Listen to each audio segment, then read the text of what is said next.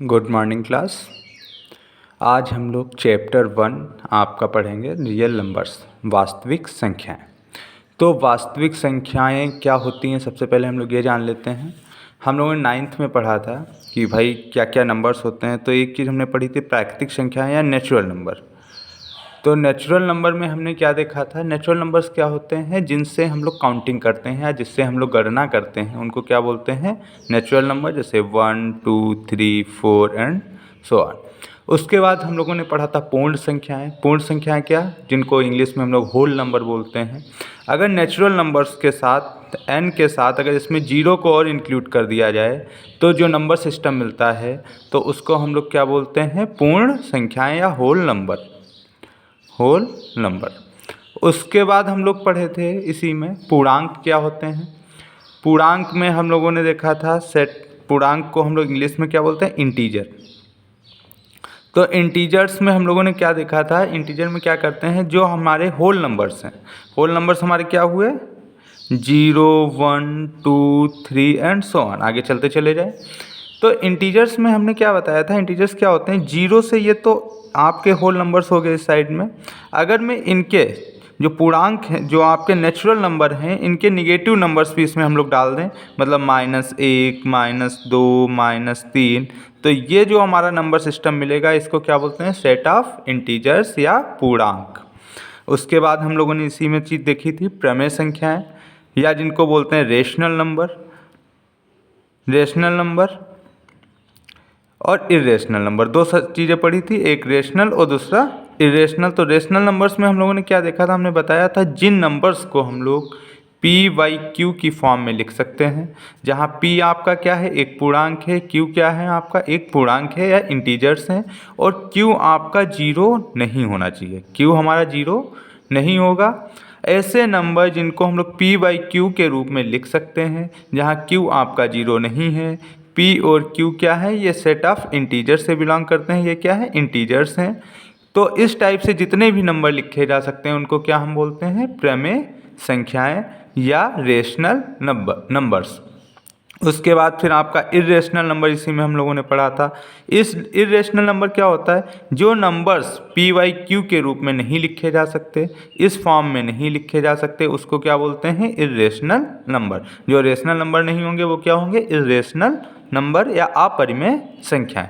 फिर हमने बताया था सेट ऑफ रियल नंबर।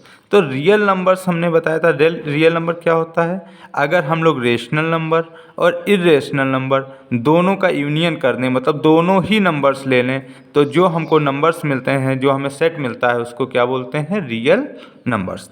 चलिए, अब ये रियल नंबर मतलब वास्तविक संख्याएं। अब हम लोग इसके आगे अब पढ़ते हैं जो आपके सिलेबस में है। पहली आपकी एक विभाजन प्रेमिका होती है, जिसको हम लोग एल्गोरिथम या लेमा कहते हैं, यूक्लिड विभाजन प्रेमिका या यूक्लिड डिवीजन लेमा या एल्गोरिथम। तो ये क्या कहती है, अगर आपके दो धनात्मक पूर्णांक है, धनात्मक पूर्णांक से आप लोग समझ रहे हैं कि पॉजिटिव इंटीजर्स जो क्या है 1 2 3 4 5 6, दो धनात्मक पूर्णांक a और b दिए रहने पर, अगर ऐसे दो धनात्मक पूर्णांक हैं हमारे पास a और b, तो हम क्या कह रहा है, ऐसी अद्वितीय पूर्ण संख्याएं q और r विद्यमान होंगी।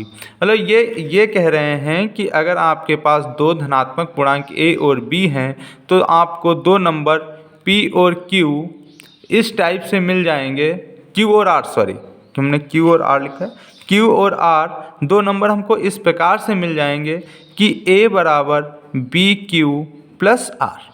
तो ये है क्या, एक्चुअल में कुछ अलग चीज़ नहीं है, ये सिंपल सा ये कह रहे हैं कि अगर हम a को b से भाग देंगे, a को b से भाग दें, तो जो भागफल मिलेगा, मान लो q मिला, तो जो शेषफल है r है। तो भाई ये b जो है, b क्या होगा, b हमारा जो a, b को हम लोग क्या बोलते हैं, भाजक, a को बोलते हैं भाज्य, q को हम लोग बोलते हैं भागफल, और r हमारा क्या होता है, शेषफल। तो जो a है, a क्या होगा भाई, इन दोनों का गुणा करके इसमें ये जोड़ दें। एग्जाम्पल के लिए मान लो हम देखते हैं, 13 को मान लो हम डिवाइड कर रहे हैं 5 से, तो 5 से 13 को अगर डिवाइड करें तो 5 दूनी 10, तो ये आया, हमने घटाया इसमें से, तो 10 में 3 जीरो से 0 गया 3 और 1 में से 1 गया 0, तो 3 शेषफल बचा। तो देखो यहाँ पे 5 को अगर हम 2 से गुणा करें और इसमें अगर 3 जोड़ दें तो हमें क्या मिल जाएगा, 13 मिल जाएगा, 13 मिल जाएगा। तो वही चीज़ ये कह रहा है यहाँ पे, अगर हम लोग अल्फ़ाबेट में देखें तो ये यही चीज़ तो लिखी हुई है कि बी अपना ये है, क्यू अपना ये है और आर अपना ये है, तो वही चीज़ लिखी हुई है। चलिए अब आगे बढ़ते हैं। तो ये इसमें क्या कहता है, अद्वितीय पूर्ण क्या होता है, मतलब आपको यूनिक नंबर मिलेंगे, केवल ऐसे 2 ही नंबर मिलेंगे, 2 नंबर आपको क्यू और आर, केवल क्यू और आर ही ऐसे 2 नंबर होंगे जिसकी हेल्प से हम लोग ये चीज़ लिख सकते हैं। दूसरे कोई नंबर नहीं मिल सकते, केवल यही 2 नंबर होंगे कि ए बराबर क्या लिख सकते हैं, बी क्यू प्लस आर। और आर क्या होता है, आर हमेशा आपका 0 से बराबर होगा या बड़ा होगा, बी से छोटा होगा। क्यों, ये आर है आपका शेषफल जो बचता है वो हमेशा आपके इस नंबर से तो छोटा होगा। अगर ये वाला नंबर इस नंबर से बड़ा होता तो हम फिर से भाग दे सकते थे। तो ये जो नंबर जो शेषफल होता है वो हमेशा आपके इस नंबर से छोटा होता है। तो वही चीज़ लिखी हुई है कि आर जो है वो आपका बी से छोटा होगा और आर आपका जो है वो 0 हो सकता है। तो वही चीज़ यहाँ पे हमने एक्सप्लेन कर दी है कि बी क्या है आपका भाजक है, ए आपका भाज्य है और क्यू क्या है भागफल है, आर आपका शेषफल है। वही एक एग्जाम्पल हमने दे दिया। आर आपका 0 भी हो सकता है। अगर मान लो 10 को हम लोग 5 से डिवाइड करते, 5 से भाग देते, तो 5 दूनी 10 और यहाँ पे आपका शेषफल क्या आ रहा है 0, तो यहाँ पे आर आपका 0 हो जाएगा।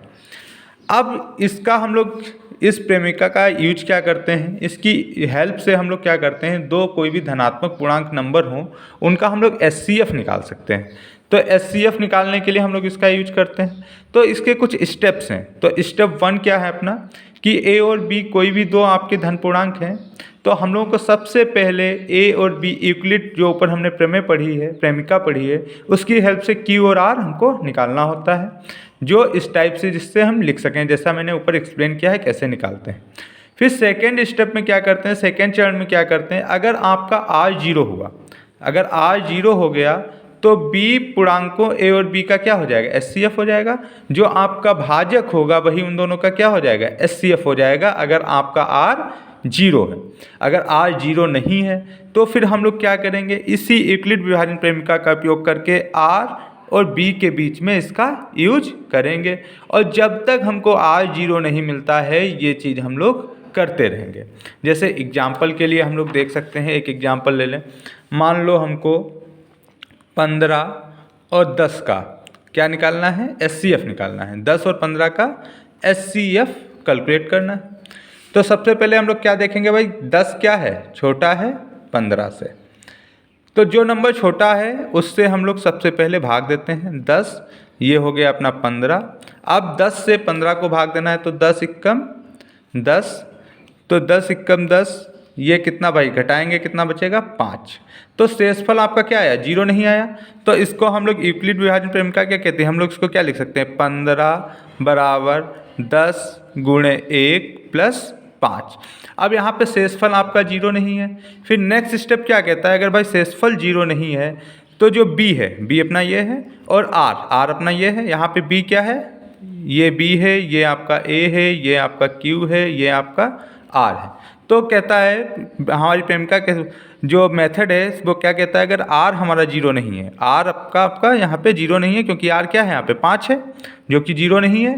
तो अब हम लोग r और b के बीच में वही एल्गोरिथम यूज करेंगे, सेकेंड स्टेप में आ जाएंगे। तो भाई r अपना 5 है और b क्या है अपना 10 है।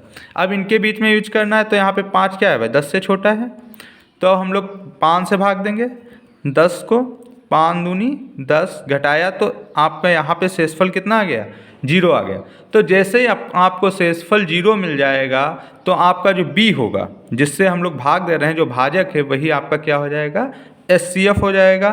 तो 10 और 15 का एचसीएफ क्या हो जाएगा, 10 और 15 का जो आपका एचसीएफ है वो कितना आ जाएगा, 5। ठीक है, इसी टाइप से आप लोग इसमें क्वेश्चन दिए हुए हैं एक्सरसाइज में, उनको ट्राई करिए। जो नहीं होते हमको बताइए, मैं उनको हल करके भेज दूंगा। अब कल इसके आगे और भी क्वेश्चंस देखेंगे।